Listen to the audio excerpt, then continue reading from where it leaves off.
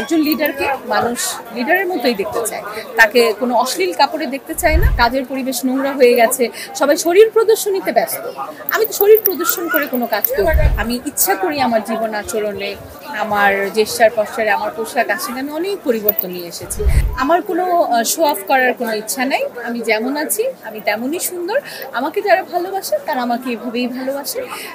আমার কোনো ইচ্ছা নাই যে আমি জিম আমি সারা জীবনই করেছি।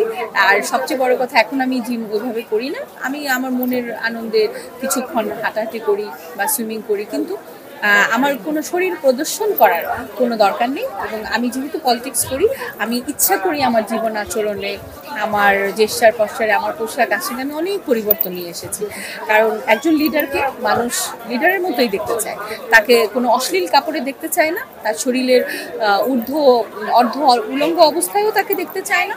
এবং আমি একটা লেখিকা, আমি মনে করি যে যারা এখানে এসে মানে কি বলে এটাকে, যে উলঙ্গ হয়ে বই পাঠকের হাতে তুলে দেয়, তাদেরকে ভুয়া ভুয়া বলে বিতাড়িত করে, আমি সেরকম লেখিকাও হতে চাই। আমার লেখার জন্যই আমাকে ভালোবাসবে, আমার লেখার জন্যই আমাকে সবাই মনে রাখবে, আমার কাজের জন্য মনে রাখবে।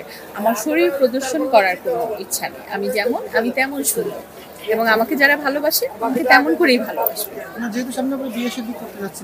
হ্যাঁ, সেটার সাথে এটার কি সম্পর্ক? আপনার কাছে কি মনে হচ্ছে আমি আনফিট? আপনার কেন এটা মনে হচ্ছে?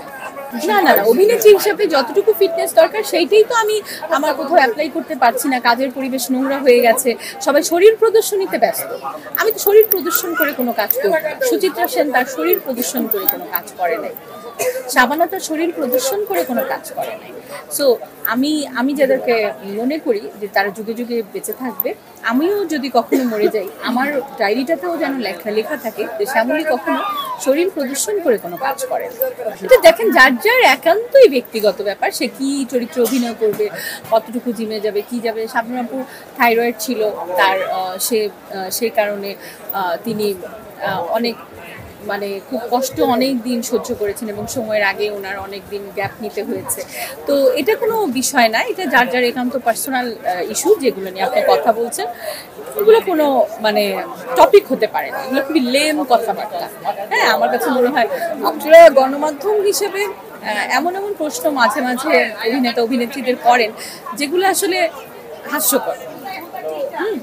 তো এইসব টপিক নিয়ে কথা বলার মতো রুচিও আমার হয় না। তারপর আপনি জিজ্ঞেস করেছেন, আমি উত্তর দিয়েছি, খুব সাহসিকতার সাথেই উত্তর দিয়েছি। Because of I don't care কে আমাকে ভালো বললো, কে আমাকে ভালোবাসলো। যে আমাকে ভালোবাসবে সেই আমার কাছে আসবে।